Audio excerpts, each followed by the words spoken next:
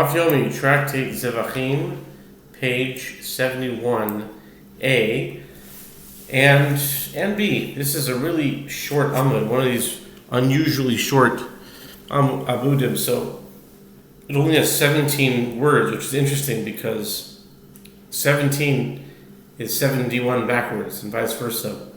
So on page 71, page number 71, it's really the 70th page, but page number 71, the Amud Aleph has 17 words, at least according to the text that I have in front of me. So anyway, I think they do a pretty good job at getting all the words from that are on the Amud of the Vilna edition to start and finish off this Svaria. It uses, I've seen it to have the same, like the starting lines, they're about the same. Anyway, top of 71a, Shahemis, Es Adam al Pi Dechod, Oy al Pi Abaylim, Beroi Vavenir Vamukza, Bimukze, Beneva Beetnan, Umechil. An ox that is known to have killed a person, we're in the middle of the Mishnah here.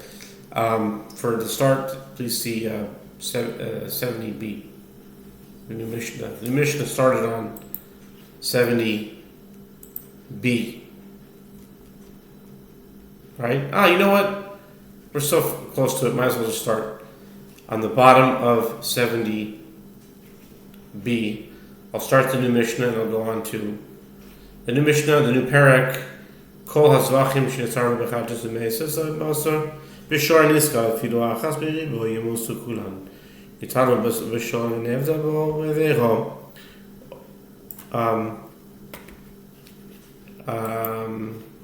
turning to 71 she'mehemis ezod al pi echod o al pi ha'baylim b'roi v'nirva b'muktzeh v'neva b'esnan l'chir. Okay. The Mishnah says, all the offerings that were intermingled with animals from which deriving benefit is forbidden, for example, sin offerings left to die, or with an ox that was sentenced to be stoned, even if the ratio is 1 in 10,000, deriving benefit from them all is prohibited, and they all must die. If the offerings were intermingled with animals whose sacrifice is forbidden but deriving benefit from them is not, the halacha is different. Examples of this are an ox with which a transgression was performed, which disqualifies it from being sacrificed as an offering, and now we're on the top of 71a, which only has, in the Hebrew, it only has 17 words.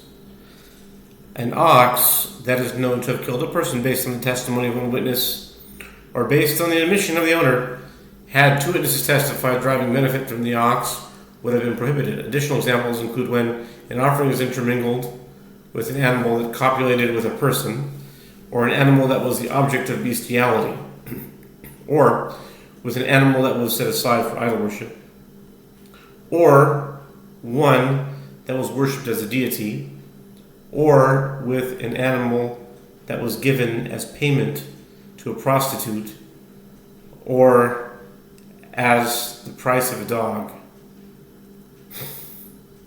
I can't imagine that these days someone, I don't see any prostitutes anywhere, and even less so would somebody pay them with an animal. Can you imagine someone bringing a whole cow?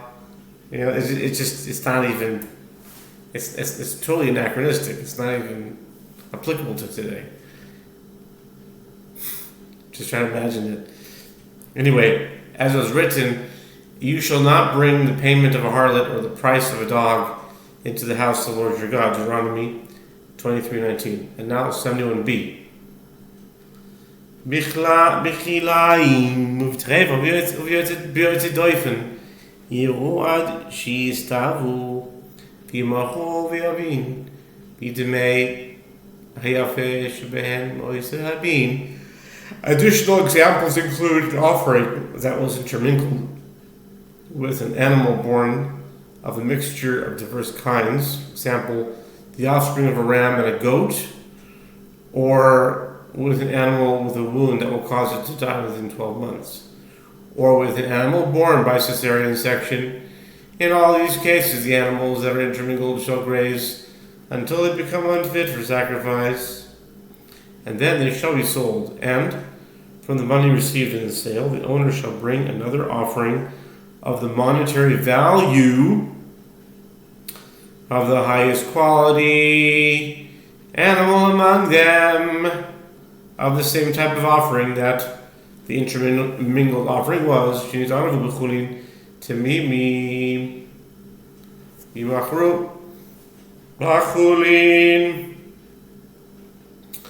Litzach Eretz Amin.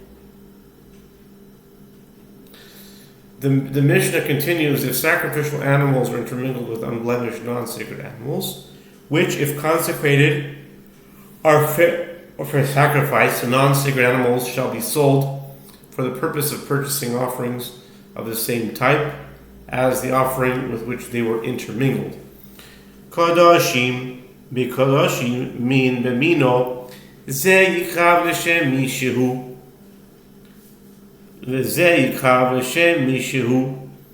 If in a case where sacrificial animals are intermingled with other sacrificial animals, if it was an animal of one type of offering with animals of the same type of offering, one shall sacrifice this animal for the sake of whoever is its owner, and one shall sacrifice that animal for the sake of whoever is its owner, and both fulfill their obligation. Kachim mean she'in b'mino yiru ad shistavu v'yimachu v'yavi b'dimei yafeh shebahen mimin zeh u'b'dimei hayafeh shebahen mimin zeh v'yavsid ha'moisah mibeisali.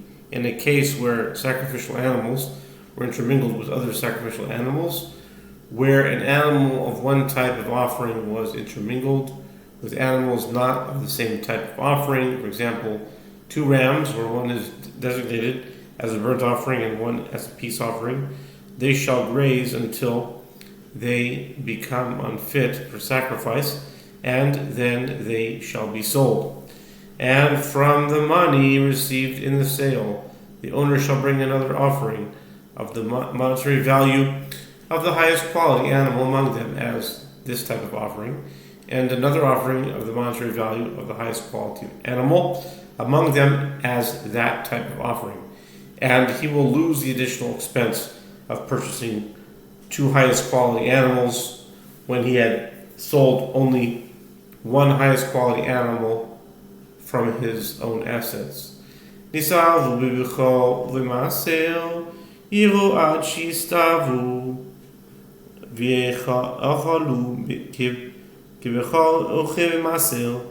in a case where sacrificial animals were intermingled with the firstborn offering or with an animal tithe offering, they shall graze until they become unfit for sacrifice, and they shall both be eaten as a firstborn offering or as an animal tithe offering.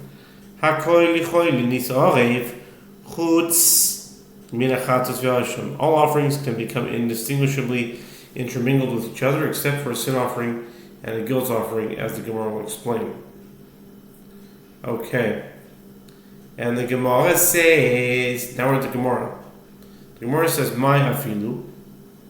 The Mishnah teaches the halacha of all the offerings that were intermingled with animals from which driving benefit is forbidden. This indicates that one offering became intermingled with the majority of forbidden animals, as it is usual to describe the smaller unit as being intermingled with large unit. The Gemara asks, if so, what is the meaning of the term even in the clause, even if the ratio is 1 in 10,000, driving benefit from them all is prohibited and they all must die. If the permitted animal is rendered prohibited by a simple majority, of course it is prohibited if the ratio is 1 in 10,000.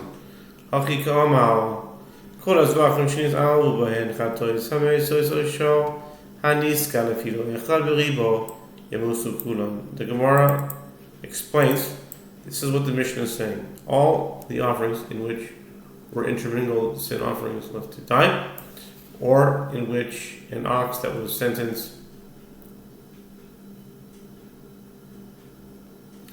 to be stoned was intermingled, even if the ratio is one forbidden animal intermingled with 10,000 offerings, they all must die. The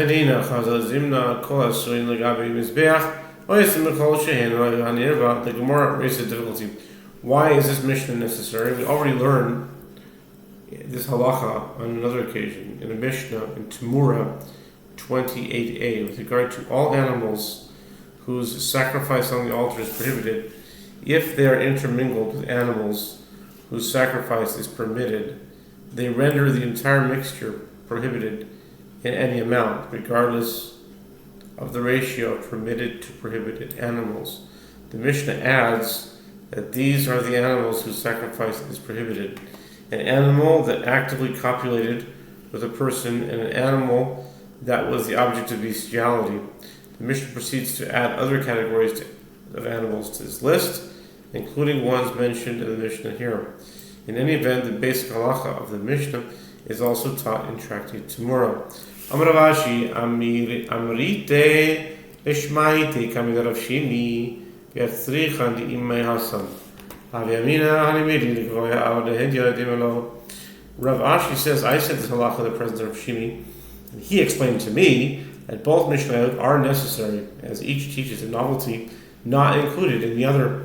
Rav Ashi clarifies, as if this halacha was learned only from there, the Mishnah in Tamura, I would say that this statement that prohibited animals render a mixture prohibited by any ratio applies only to prohibiting the animals from being sacrificed to the Most High. But with regard to prohibiting animals even to an ordinary person, for example, if they came intermingled with an ox that is to be stoned, they all must die without the possibility of redemption, one might say that they are not all rendered prohibited in benefit, as the prohibited animal is nullified in the majority. Therefore, the Mishnah here teaches that even with regard to deriving benefit, all the animals in the mixture are prohibited.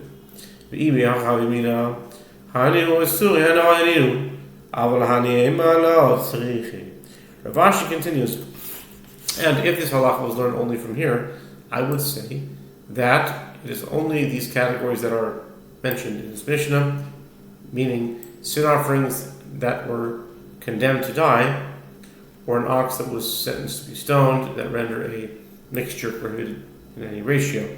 The halacha is stringent with regard to them, as they are items from which deriving benefit is prohibited. But with regard to these categories mentioned in the Mishnah in Tamura, for example, an animal that copulated with a person, which are not items from which deriving benefit is prohibited, one might say that they are not disqualified from being sacrificed, and they are nullified in a majority. Therefore, both Mishnah are necessary.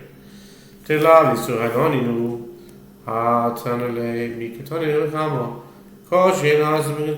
Gemara questions this explanation. This justifies the Mishnah here.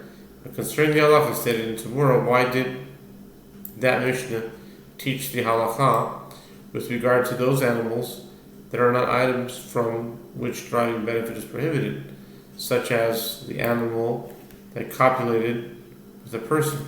The Tana already taught this halacha in the Mishnah here. The Gemara answers, does the Mishnah here teach by what ratio they render the mixture prohibited? The important measure. And any amount is taught there in Tamura, not in the Mishnah here, and that is the novelty of the Mishnah in Tamura. The